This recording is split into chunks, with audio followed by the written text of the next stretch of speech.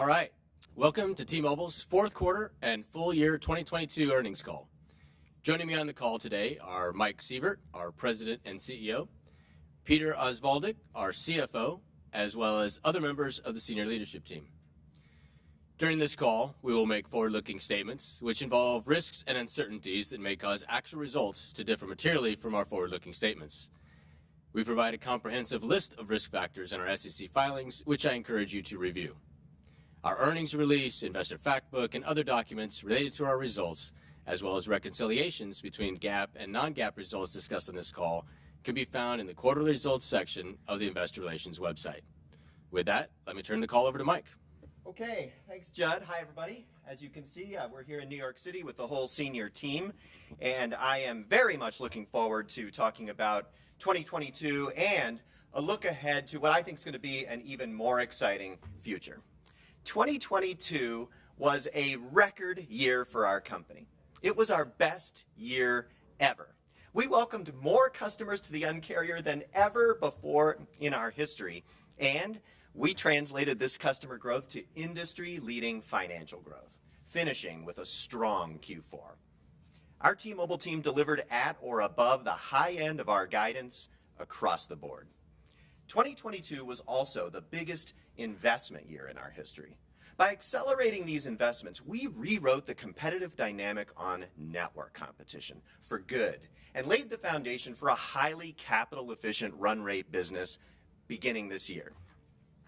When I took responsibility as CEO almost 3 years ago, I spoke to you about an opportunity we saw, that if we could execute well, we could position T-Mobile to be the first company in our space to simultaneously offer the best network and the best value, breaking a decades-old forced choice on consumers and businesses.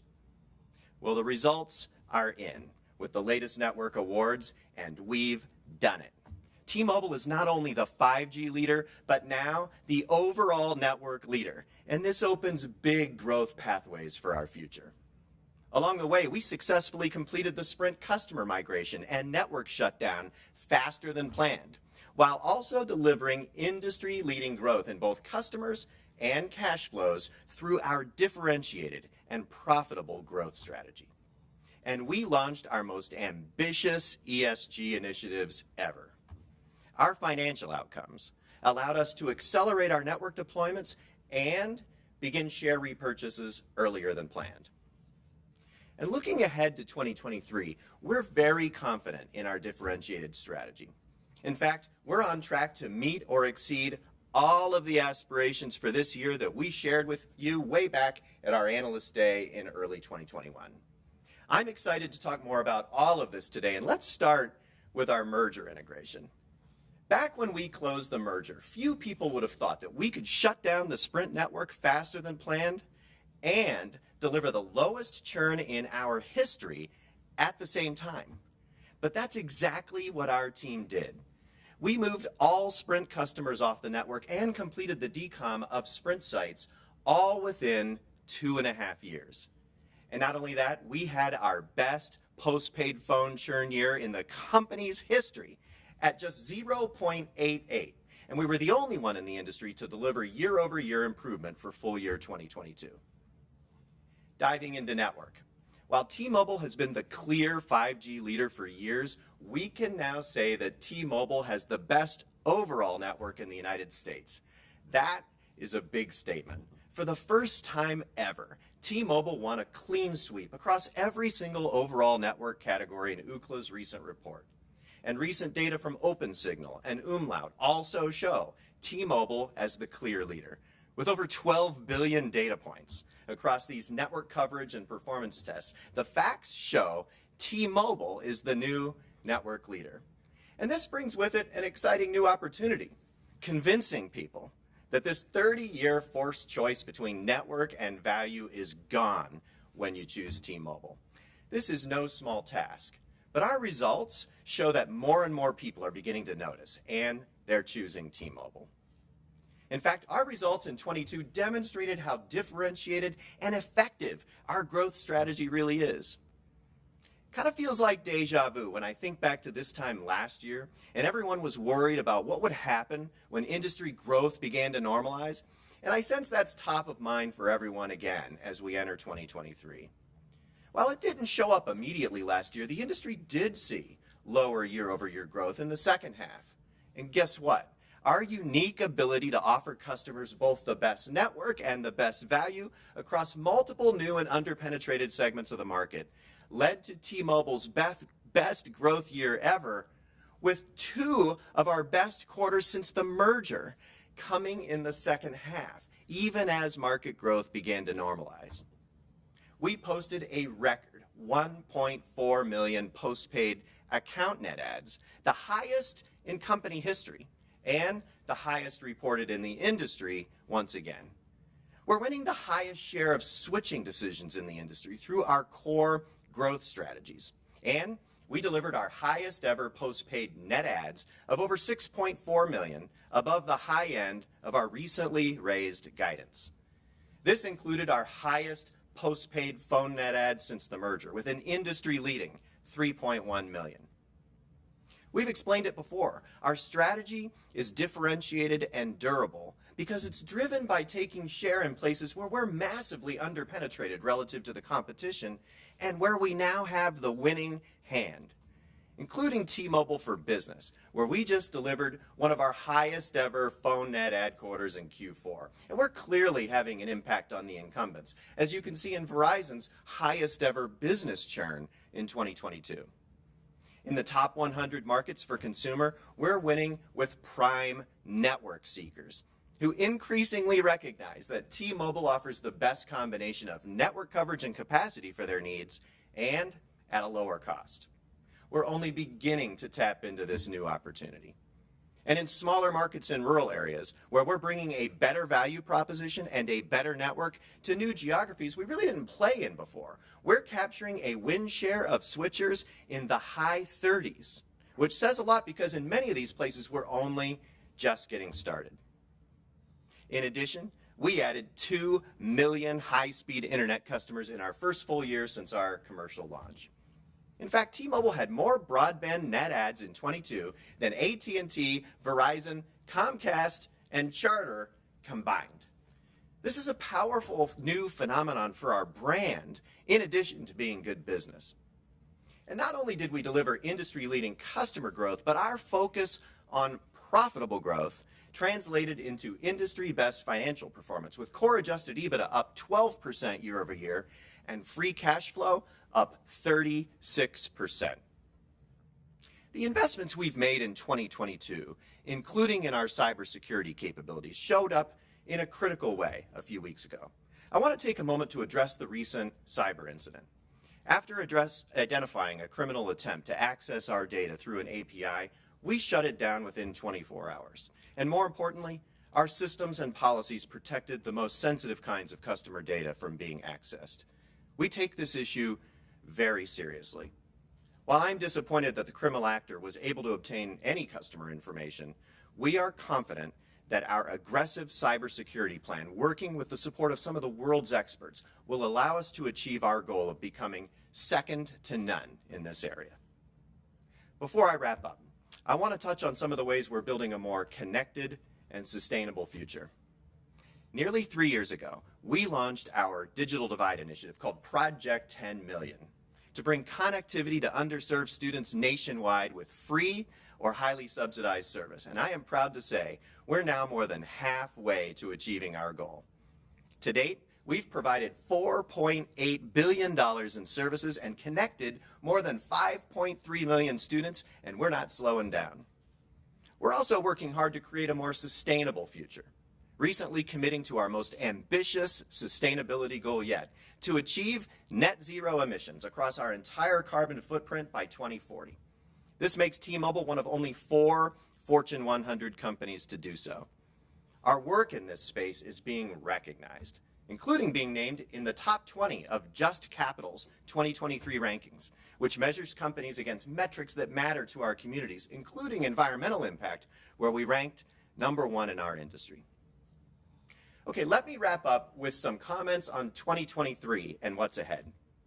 With these record results, we've clearly shown that our differentiated strategy has lots of room to run, And I strongly believe that this will prove to be the case even as industry as a whole is seeing moderating growth and potentially a challenging macroeconomic environment. In fact, it may be especially true in that case, as our unique high-quality positioning is proving remarkably well suited to the times. We believe 2023 will also be a year in which we begin to see the payoff in terms of EBITDA and massive cash flow expansion of years of work on merger integration, synergy attainment, and the most ambitious network build in U.S. history, all of which are mostly behind us now, and in ongoing differentiated profitable growth, which is the durable result in front of us. I could not be more proud of this team and our employees, and I am so excited for all that's ahead in 2023 and beyond. Okay, Peter, over to you to talk about our key financial highlights and our guidance for 2023. Awesome. Thanks, Mike. As you can see, our 2022 results highlighted our strong execution in accelerating the merger integration while leveraging our network leadership to deliver industry-leading growth in both traditional postpaid and broadband customers. This translated into industry-leading postpaid service revenue growth of 8% in 2022. We delivered core adjusted EBITDA of $26.4 billion, up 12%, and reaching a record high and at the high end of our recently raised guidance. We realized approximately $6 billion in synergies in 2022, or roughly the total run rate synergies expected in the original merger plan in 2018. Our strong margin expansion also unlocked rapid free cash flow growth, which grew at an industry best 36% year over year to $7.7 billion, and that's even after funding our peak CapEx year in 2022. This strong financial performance allowed us to commence our share buybacks ahead of our original 2023 timeline. We repurchased 16.5 million shares for $2.3 billion in Q4, bringing the cumulative total repurchased to 21.4 million shares for $3 billion in 2022. This is such an exciting start to this opportunity to deliver significant shareholder value. So let's talk about how our great execution and investments in 22 set us up for another strong year of growth in 2023. We expect total postpaid net additions to be between 5 and 5.5 million, reflecting continued focus on profitable growth as we execute our differentiated growth strategy, even while expecting total industry net additions to be down versus 2022. This guidance assumes roughly half of postpaid net adds coming from phones. That profitable growth leads to core adjusted EBITDA that is expected to be between $28.7 and $29.2 billion, or up 10% at the midpoint, based on continued growth in service revenues and merger synergies, and above our Analyst Day guidance for 2023. This excludes leasing revenues of approximately $300 million as we transition substantially all remaining customers off device leasing by year end. Our merger synergies are expected to further ramp to between $7.2 to $7.5 billion in 2023, approaching the full run rate synergy target from our Analyst Day a year ahead of schedule. And thanks to great execution by the teams, we not only delivered accelerated synergies, but now also expect higher full run rate synergies of approximately $8 billion in 2024, of which approximately $2 billion is avoided costs, which is consistent with the amount expected at our Analyst Day. With the major integration work now behind us, we expect merger-related costs, which are not included in adjusted or core adjusted EBITDA, to be approximately $1 billion before taxes, and is expected to be front-end loaded with roughly 40% expected in Q1. This is expected to be the last year of material merger-related costs from a P&L perspective. And just as we had highlighted at Analyst Day, cash payments related to merger costs have underrun the P&L recognition to date and are expected to invert and be between $1.5 to $2 billion for 2023, with almost half of that total hitting in Q1. Net cash provided by operating activities, including these payments for merger-related costs, is expected to be in the range of $17.8 to $18.3 billion. We expect cash CapEx to be between $9.4 and $9.7 billion as we deliver a capital efficiency unmatched in our industry on the back of our network integration and 5G leadership. I would expect this to be a bit more weighted towards the first half of the year. Our capital efficient and data informed customer driven coverage approach guides us as we continue to enhance and further expand our network. Together, this results in expected free cash flow, including payments for merger related costs, to be in the range of $13.1 to $13.6 billion.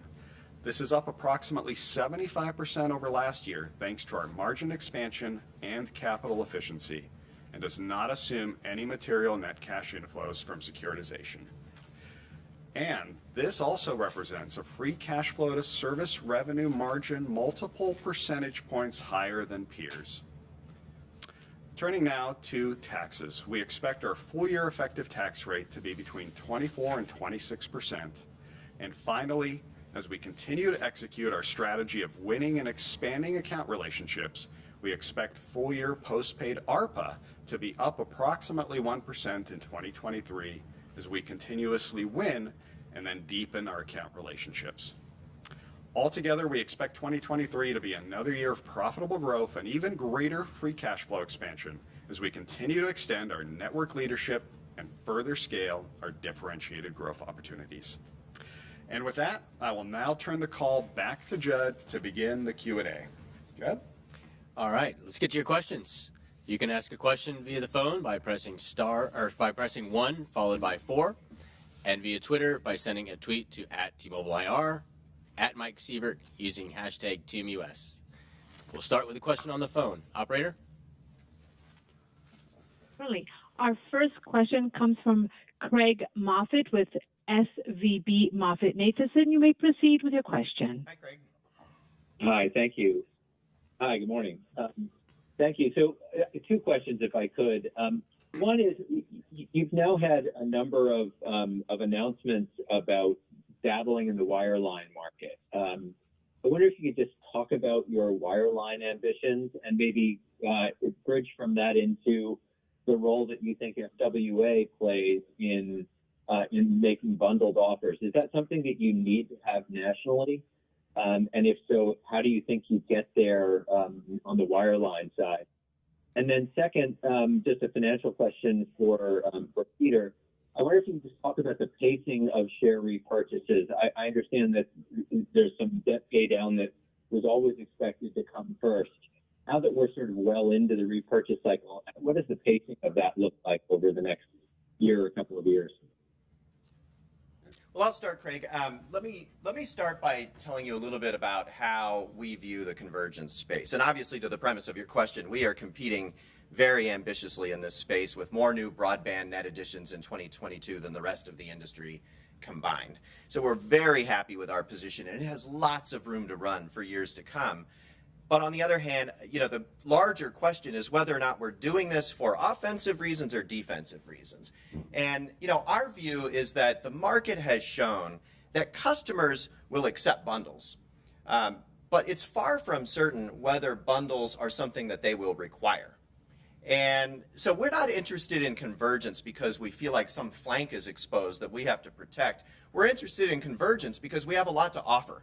And we have a great brand, great capabilities, a great team, great distribution, and the ability to add value to the space, as you're seeing in our present success in home broadband through 5G. So we're very interested in the space. But I'll tell you, we haven't decided whether or not that would translate into augmenting that strategy with a wireline approach. But if we did it, it would be because it's good business, not because we feel like there's some flank that we have exposed that we need to protect. And so while we haven't made a decision about it, I can tell you a few things that we've decided not to do. And I think that's important for people to understand. I personally have no interest in having some kind of major change to our strategy as a company, or the financial outcomes that'll flow from that strategy, or the shareholder remuneration that flows from our financial outcomes. We're on a mission to become the best in the world at wireless. And we're pursuing that mission ambitiously and so far very successfully. That is the place where, the future lies and where we want to be. And I'm interested in delivering all of the financial outcomes that we promised you that flow from that business plan and the shareholder remuneration and share buybacks that flow from that, and we're not interested in something that would cause a material change in any of that. Secondly, because of that, I think we've looked at it and said, if we got involved, we would do it most likely with partners. It would just be smart to do it with partners versus by ourselves. And that means whether it's purely through a partnership or if we have an ownership stake of some kind, it would be off balance sheet, and it again would not be at a level that would have a material change in terms of who we are. And then finally, as I said, we'd be interested in it if it's something that we could add value and make the market better for customers and make some money doing it directly for the merits of the business, not necessarily for the merits of how it would attribute to wireless. And that's because consumers are sort of voting with their feet, and so far we haven't seen a benefit to convergence that really translates into consumer value beyond just a discount. And there are plenty of ways to deliver customers discounts when you have the superior assets in wireless, superior balance sheet in wireless, the best overall network, and a tradition of a brand that delivers outstanding value. So hopefully that helps clear that one up. Yeah, and then on share buybacks, Craig, I think the most important thing is that the strategy hasn't changed, other than, of course, the ability with the financial performance of the company to initiate those earlier. And so we couldn't have been more excited to get that first $14 billion through Q3 approved, and you saw we delivered $3 billion of that in 2022. We continue to have line of sight to the up to $60 billion, and so nothing's changed with regards to the strategy. We're very excited about the cash flow generation of the business and the flexibility that that provides. If you think about shaping, of course, I'm not going to talk about day-to-day or week-to-week shaping for natural reasons, but of course you've got the growth of core EBITDA coming throughout the years, which gives you financial flexibility. As you know, we're very prudent in just the leverage target that we've set overall. But again, nothing's changed with respect to the strategy. Very excited about the free cash flow generation and the shareholder remuneration that affords. Terrific. Thank you. You bet. Okay, operator. Our next question comes from Philip Cusick with JP Morgan. You may proceed with your question. Hey, Phil. Good morning, guys. Thank you. I wonder if we can dig into business growth a little bit.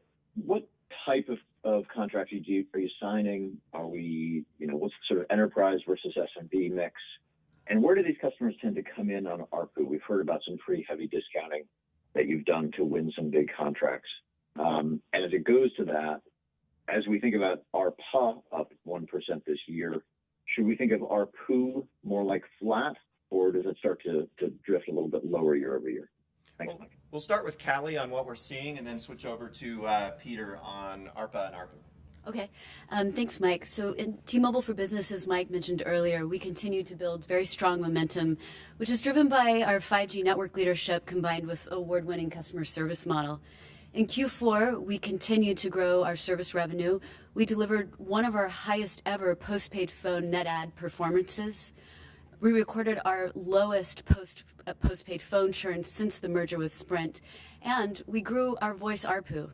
In fact, we grew phone net adds every quarter in 22, and it's having an impact. As you can see in Verizon's business churn, which was at its highest ever levels in 22, and their business phone net adds declined sequentially for the last 3 quarters. We've also achieved 5 consecutive quarters of business internet growth. Some of our key wins in strategic verticals we found in the airline industry, where we've won 9 out of 10 major airlines, growing our base with these customers by over 15% in Q4 alone. In the healthcare industry, we welcomed Ensign, who is a nursing company who's deploying our mobility as a service solution to their 25,000 employees. In banking, large financial institutions are fast adopting our multi-line solution. We won 2 new logos in Q4 for a total of 24 accounts. In the public sector, we welcomed Chicago PD, Harris County, Dallas ISD, and even in our advanced network solutions category, we signed on Formula One, where we'll, for the Las Vegas Grand Prix, be providing, powering their operations and ensuring top performance speeds. And we also welcomed Vail Resorts, the largest mountain resort operator, where we're working together to provide innovative guest experiences, help them meet their sustainability goals, and enhance resort operations. And if you want to know why we're winning, it's not a race to the bottom. It's not a bid for the lowest rate or pricing down.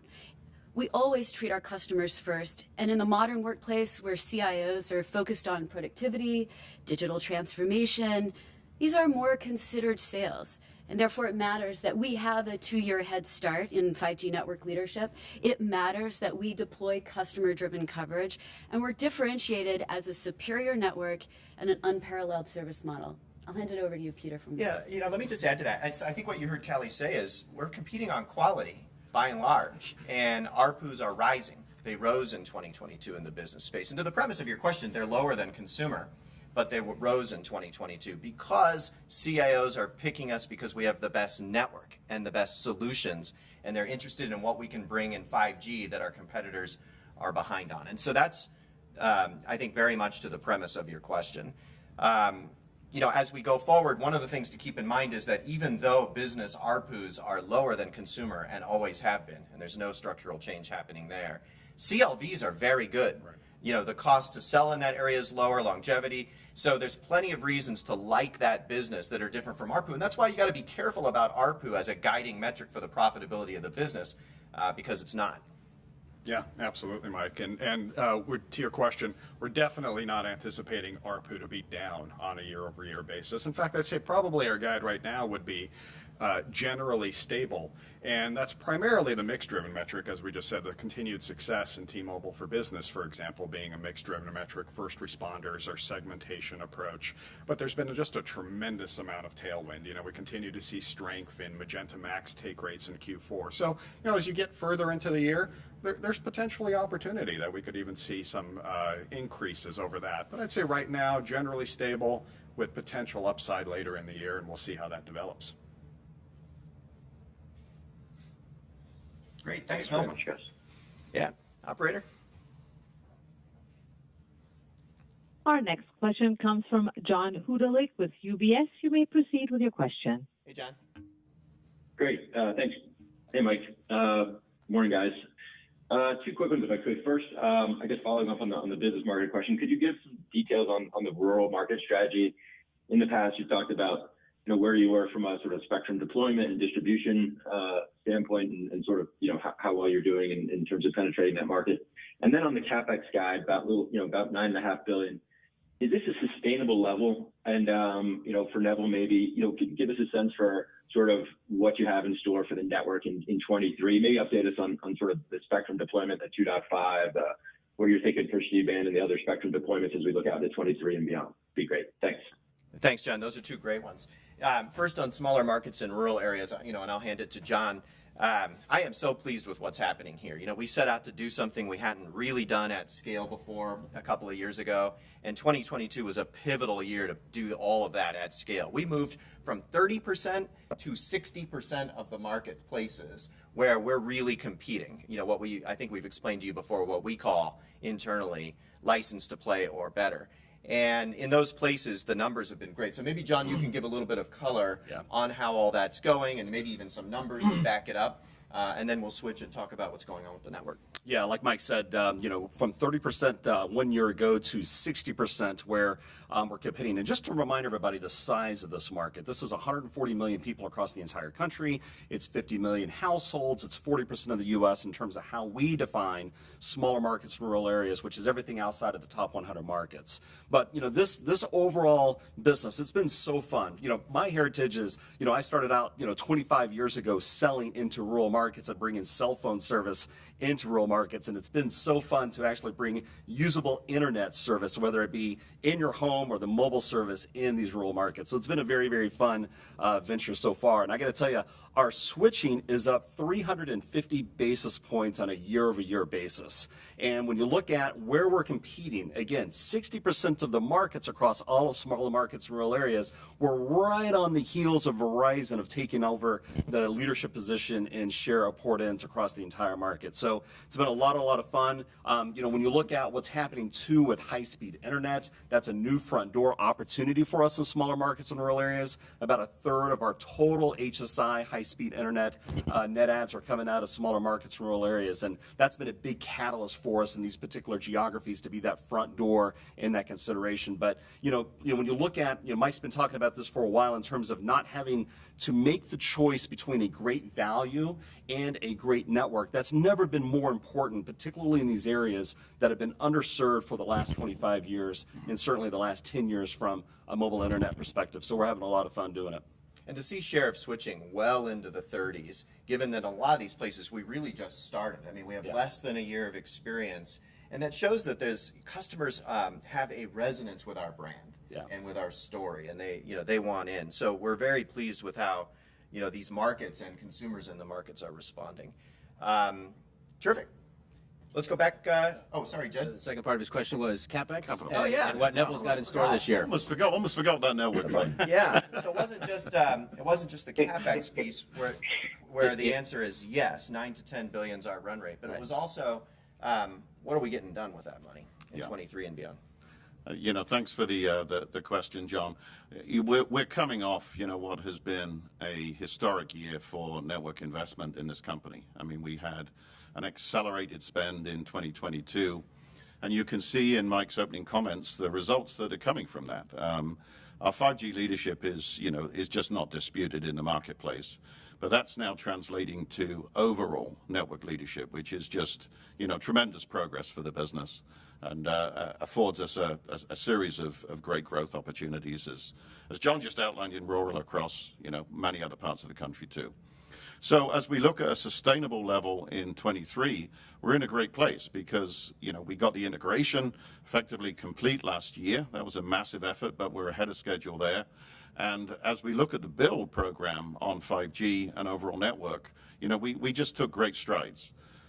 Today we announced 265 million people now covered with our ultra capacity footprint, in the US. And that number will be at 300 million people covered with that ultra capacity footprint, by the end of this year. So we continue to expand that great, powerful 5G service across the country. 300 million is a number that neither of our major competitors have even considered announcing a target to reach or to achieve. And in addition to that, per part of your question there, John, we continue to pile in spectrum assets on 5G. I mean, we're a 5G business. We're trying to commit our spectrum, our entire portfolio to 5G as fast as we can. Why? Because it's delivering just a tremendous experience, to our customers. So that spectrum position today, we have 150 megahertz there or thereabouts dedicated to 5G across our markets. That's, I think, currently more than AT&T and Verizon combined have in the 5G space. And that number, we've said we're targeting 200 megahertz just on mid-band spectrum by the end of this year.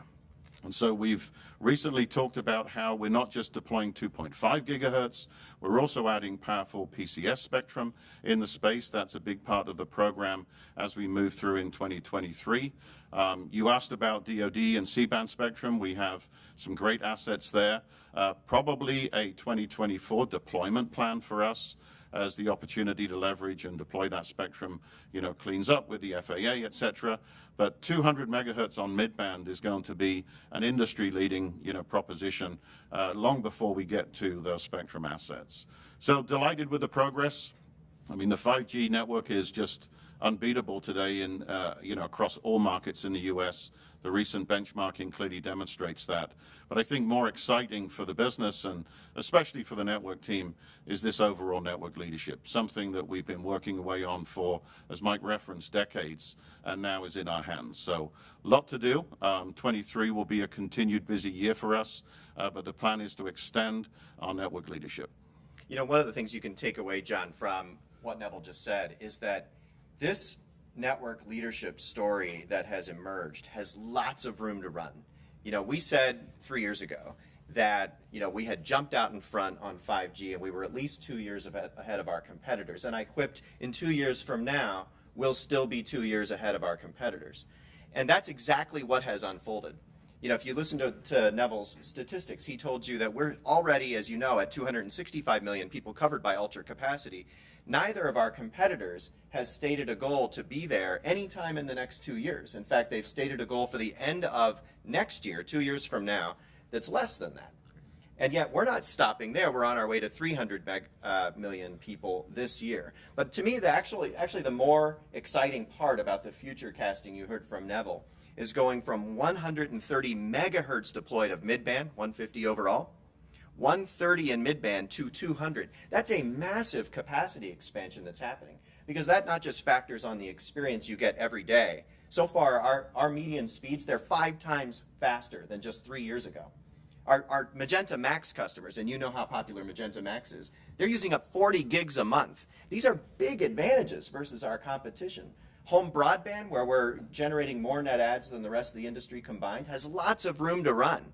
And so, and that's all on the heels of this massive capacity that's not just in the network, that's still coming and within the run rate of the 9 to 10 billion in capital per year. Okay? Great. Great. Thanks for all the detail. You bet. Operator, next question. Our next question comes from Simon Flannery with Morgan Stanley. You may proceed with your question. Hi, Simon. Great, thank you. Mike, you teed up my question. You said you've got lots of room to run on fixed wireless.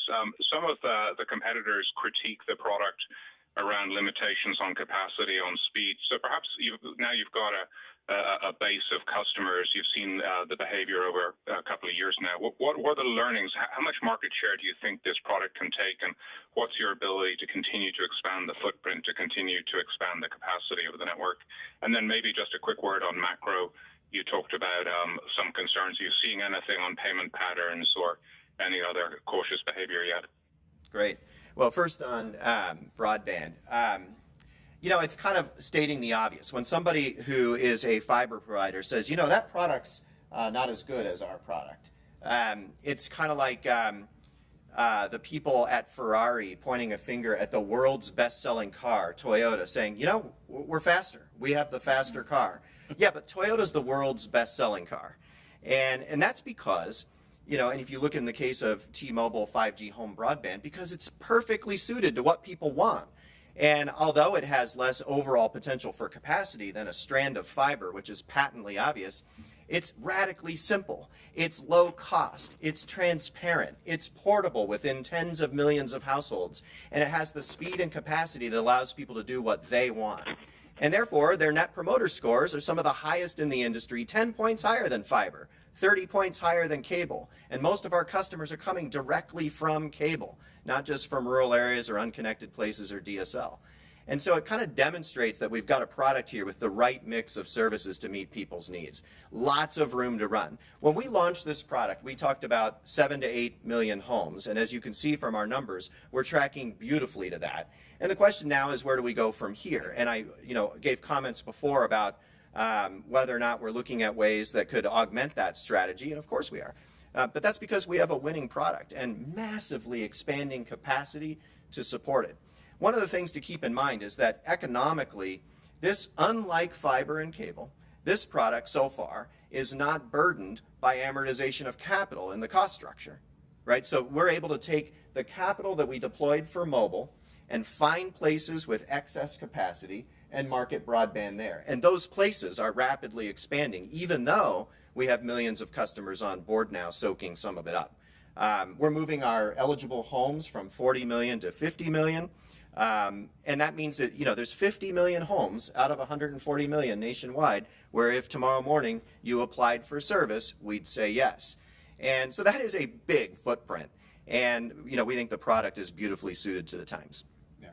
And I can speak to the question on the macro environment. From a consumer perspective, no, we're not seeing it. Of course, this is an area where we're very cautious. But when we think about just Q3 to Q4, we actually saw a little bit of improvement in voluntary churn.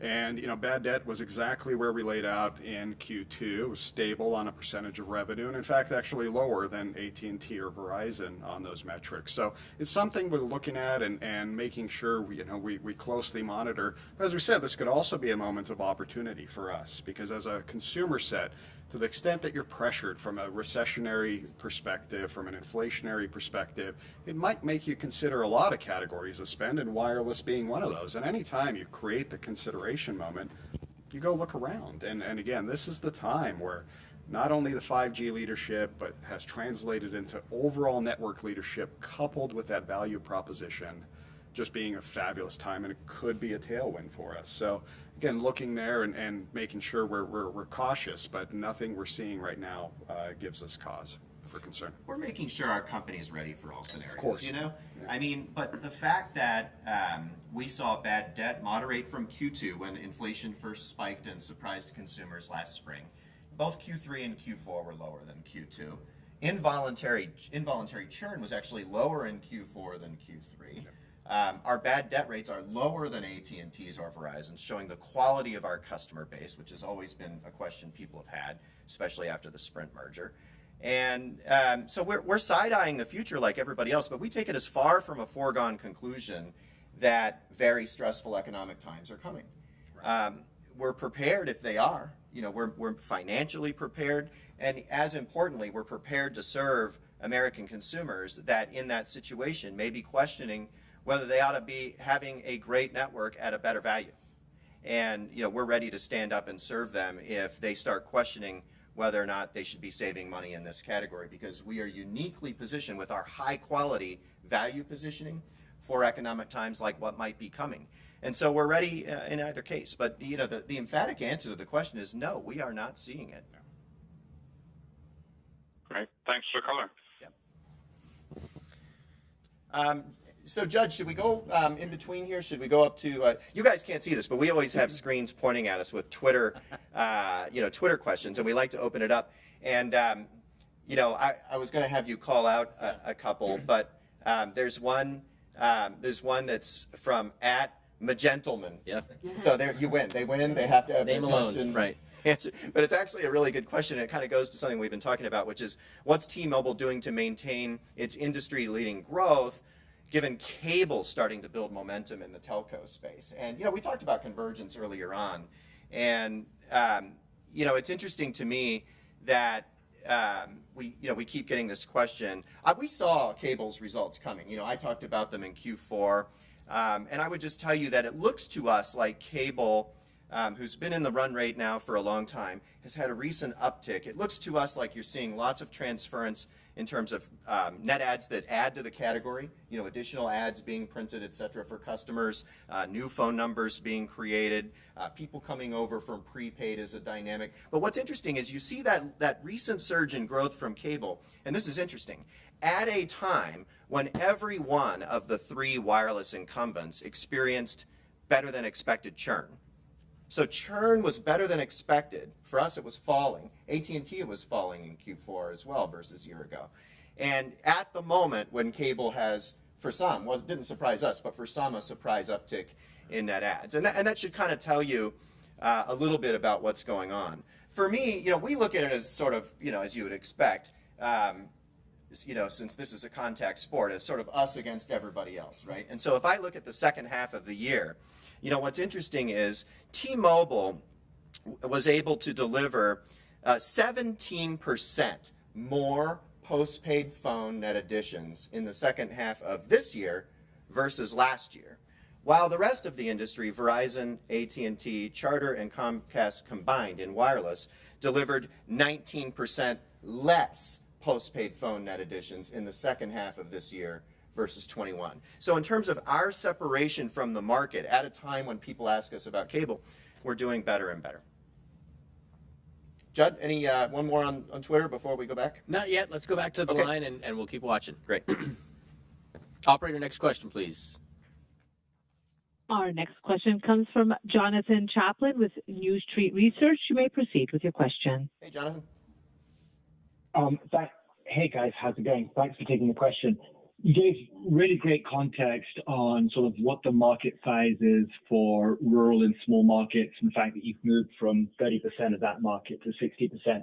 I'm wondering if you can give us a little bit more context around the business market in terms of like how your market shares have progressed over the course of this year, and what what you see the size of the overall market being. I mean, one of the things you heard from Callie before is that Q4 was one of the best net ad quarters ever in our history. So we're really comfortable with where this is, how this is shaping up. And one of the reasons for that is there are long sales cycles in this market.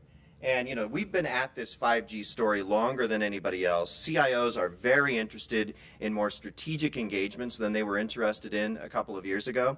And now we're in those conversations, but we're way down the pike in them. So we're very comfortable with where we are.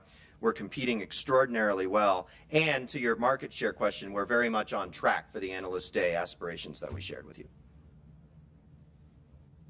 Anything Mike, can you give us the mix of business and fixed wireless broadband? You mean, should I disclose that right now on the, as a new fact? Actually, I don't think we did. I'm kidding, but I don't think we did. Right? We haven't. I think what we've said is it continues to be the majority from consumer, but you're seeing continued uptick in the business side, as Callie mentioned, in growth there. So we see a lot of room to run on the business side as well, and obviously continued room in the consumer space. Yeah, I did see some notes on that kind of got it wrong, that said maybe business is what's surging in that area. The business is doing well, but it's the overwhelming majority for us is consumer in that space. Yeah. Okay. Good. Thanks, Jonathan. Thanks, guys. Yep. Operator, next question, please. Our next question comes from Brett Feldman with Goldman Sachs. You may proceed with your question. Hey, Brett. Yeah, thanks for taking the question. Hey, guys. So you've been able to sustain very strong postpaid phone net adds throughout the merger integration, despite those results being burdened by elevated churn related to those integration activities at certain points in time. And I know it seems like a lot of that is behind you, but I'm curious how you think about the levers to drive churn lower from here. I'm wondering if there's actually any residual benefits from the integration we haven't seen yet. I don't know how important the remaining billing migration may be to churn, and maybe just at a higher level, what type of churn outlook is embedded in your postpaid phone, your postpaid net add estimates for this year? Thank you. Yeah, first of all, yes, on integration, there's more room to run. But principally, I think most of the room to run comes from value, network, service, brand. And look, we've been through this journey. We drove the Magenta brand to the best churning brand in this industry. And I certainly won't be satisfied until T-Mobile blended postpaid is the best churning brand in this industry. And that shows you we've got some room to run, because while we're the most improved, which is a great prize, we're not the best yet. And so that's where we're going. That's the goal. And it is, of course, there's some room to run on integration. But we're not separating it for you anymore, because it's very hard to chop up at this point. All the customers are on the destination network. Some of them are on the destination biller. It's not that determinative anymore as to which biller you have, because we try to make that biller sort of very opaque to you and not transparent. You're called T-Mobile in many cases. So it's just hard to chop it up now. But yes, there's still room to run to get people settled into fantastic rate plans, both on their device as well as on their service, and to feel very cared for with clear, transparent services. But I'd say the bigger opportunity is our worst to first game plan that we know how to execute, which is give people a great deal. Give them Un-carrier moves that allow them to voice that deal and express it and advocate for T-Mobile. Give them the best network, bar none. Give them a fantastic path to great devices. Give them a brand that's famous for caring for them and the best customer service in the industry. And that's why our net promoter scores are the highest in the industry, and I expect that to translate to the lowest churn by the time we're done. If you wouldn't mind, if I guess ask a churn follow-up question. Sure. Where are you in understanding the churn profile of your fixed wireless base, either just as a standalone broadband customer or perhaps the impact it has on your mobile churn to the extent it's bundled with mobile? We're really happy with it. What we do with any business is we age it into cohorts and look at it sort of based on people that have been with us a year and a half, people that have just been with us a few weeks. And what you see is exactly what you would expect, which is the more aged cohorts are settling into a beautiful pattern. We have the youngest broadband base in the industry because we went from nothing to 2.5 million subscribers all in the last few months. And so we have to really break it down to understand it, and when we do, we're very pleased.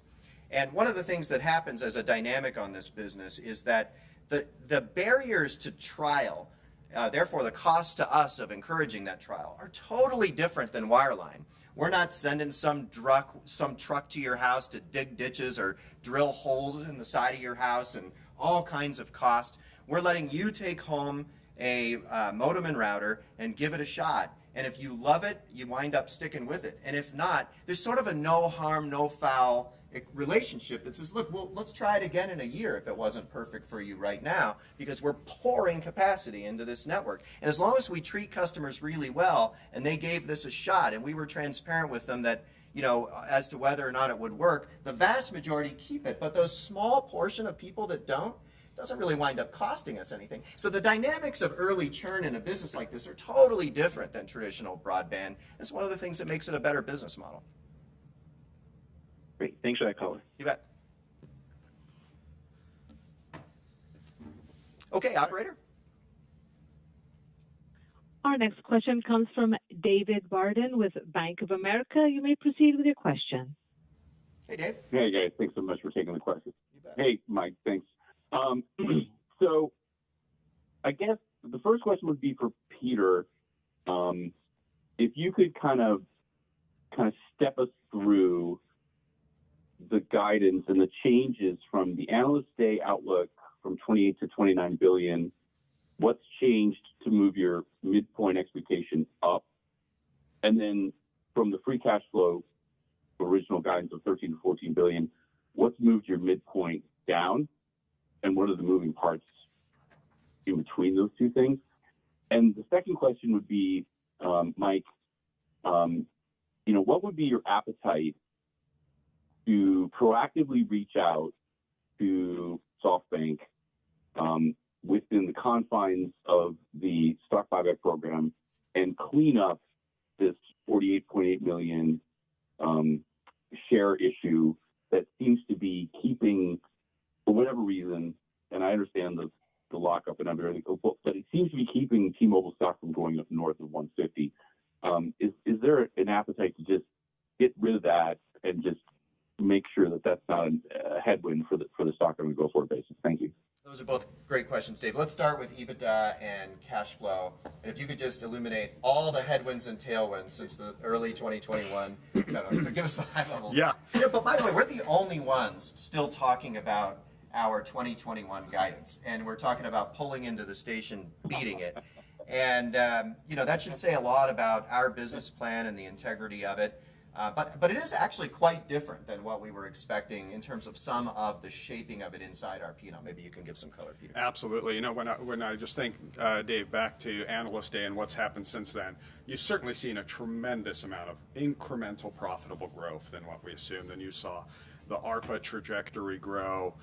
You've seen high-speed internet and the tremendous growth that we've had there, and the ability to accelerate synergies. On the flip side, of course, the world's changed a lot since then, and inflation is one of the elements that's impacted a lot of companies. For us, we've been a lot more insulated than others, and we've talked before around why that is, with our ability, early on after the merger, to lock down major categories of costs during a time when the negotiation looked a lot different in low interest rate environments and low inflation rate environments. So that's a lot of the kind of puts and takes, and why you see us now being able and confident to express a guide that's actually above Analyst Day.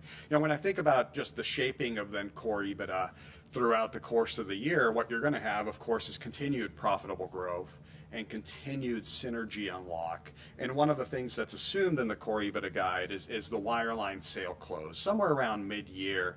And that's a little bit of a drag on core EBITDA. So as I think about Q1, probably in the approximately 6.9 range, and then continued unlock throughout the course of the year on core EBITDA. And then how I think about from there to free cash flow. Really, free cash flow in 2023 has a few one-time items that you need to consider. And first and foremost is we are actually now in 23 achieving what we've been talking about for a long time now, which is the highest conversion of service revenue to free cash flow in the industry, despite these kind of few one-time things that I'll highlight. One is merger-related expenses, and I spoke in the prepared remarks around 1.5 to 2 billion And that's a little bit higher than we assumed at Analyst Day in terms of total merger-related expenses by about $400 million, and that gives you now an incremental unlock up to $8 billion in the total run rate synergies. So that's one. The other is the 21 cyber event, and remember you saw us take a lot of the expense-related charges in 2022, but we anticipate the cash flow associated with the class action settlement to outflow in 23. And then the last, again, is related to wireline, where, as you recall, we have an IP-related take-or-pay agreement. The first year after close is $350 million, and then tapers down significantly from there. And so we're assuming, about half of that flowing into 23. So that's how you kind of take core EBITDA down to free cash flow guide, and hopefully that answered almost all the puts and takes. Pretty good. I just love the question, by the way, Dave, because our guide on cash flow for next year is to have 75% year-on-year growth, and you're like, right, but could we have just a little more, which I respect. And the answer is, I hope so. Let's see what happens. And you had a second question about SoftBank. We obviously we know the SoftBank guys very well. We talk a lot. We're in constant communication. But I wouldn't say there's a deal imminent. And there's a reason for that, which is people on both sides of a potential transaction believe that we're moving past 150 anyway, and so they don't have a lot of incentive to give us a deal or a discount because they think they're getting this event, and we've always planned for it. We've always believed, the average analyst targets 170 on this business. That, if you look at our rapidly expanding cash flow profile and the durability of our growth strategy, we think this event is probably coming. So it doesn't feel like. It feels like for us, we would want a discount if we were going to take that out, and they look at it and say, yeah, but why would I give you a discount? And so there's, that's a little bit of color on it. So I wouldn't say a transaction's imminent, but I wouldn't say, it's impossible either. Okay. All right. Thank you. You know me. Thanks, Dave. I think the operator cut you off, but yes, we know, and thank you for that. That's awesome. Great. And so looking over, if we look at the Twitter, Bill Ho always has some great questions. T-Mobile, John Fryer, Mike Katz, state of prepaid for T-Mobile competitors, including MVNOs. And T-Mobile was the only net positive on prepaid. Others had losses. What's going on with prepaid, and also what's going on with the MVNO market. Since it includes the MVNO market, I'll actually switch to Mike Katz. You can tell us a little bit about what's happening in prepaid. Yeah, like Mike said, we're really excited about what happened in prepaid. We were the only one with positive gains. And I think most importantly, we have and continue to have the #1 brand in prepaid with Metro. And we see the Metro growth being a big tailwind for us. We also have a really healthy and robust MVNO set of partnerships, including big exclusive partners that also had significant growth over the course of 22 and in Q4. And we've got a diverse set of partners that both focus in unique distribution that we don't always fully reach with the T-Mobile brand, and unique segments that also sometimes are underrepresented with the T-Mobile brand. So we feel really good about the portfolio of products and brands that are reaching the prepaid market. I find it particularly gratifying that in an environment where there's lots of transference from prepaid to postpaid going on, and which has lasted longer than most people predicted it would last, our prepaid brand continues to be the strongest in the market and the only one that grew this quarter. That's fantastic because you have seen lots of momentum across the industry from prepaid to postpaid because of the economic times. People are qualifying for postpaid and continue to do so to the premise of the earlier question about what we're seeing in the macroeconomic environment. And yet our prepaid brand remains this strong. The lowest churn ever in our history on prepaid, and the lowest in the industry, was in 2022. And so this is a business that has a great bond with its customers. They stick with it for a long time. They love Metro by T-Mobile, and it's a real source of strength. Cool. Judd, does that take us to the end of the program? It does. We could probably take one more question and then we got to wrap it up. So, operator, one more, and then we gotta call it a day.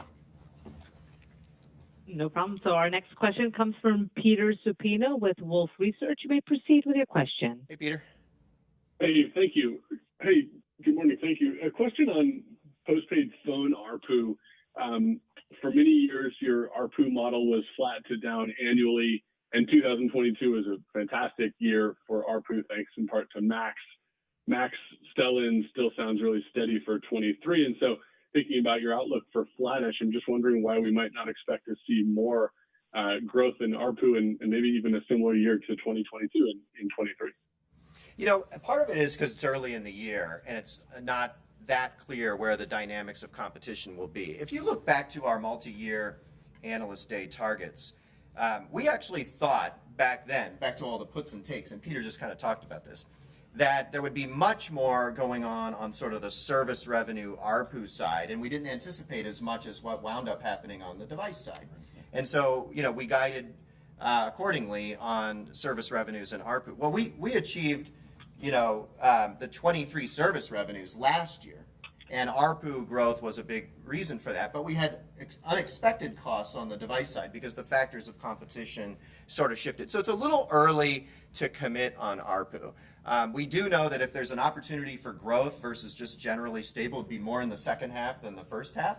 And there's lots of reasons for that, but we really like where this is. The underlying dynamics on Magenta Max are stronger. They're not moderating. They are stronger than they've ever been. But on the other hand, we're finding success with military, with seniors, with business, and other things that could be dilutive to ARPU but are fantastic on a CLV basis. And that's why we have to be careful about not getting people too hooked into ARPU. ARPA, we're guiding for growth. Because we see lots of opportunity for customers to continue to double down on their relationships with us across the board, including new device types and including home and business broadband. So hopefully that gives you a little bit of the puts and takes and kind of why it unfolded the way it unfolded. It's a great answer. Thanks and congrats. All right, Peter. Thank you so much. Judd? Yep. Thanks, everybody, for joining us today. Again, look forward to catching up with you again soon. If you have any other questions, please reach out to the Investor Relations and Media Relations team. And have a great day. Thanks, everybody.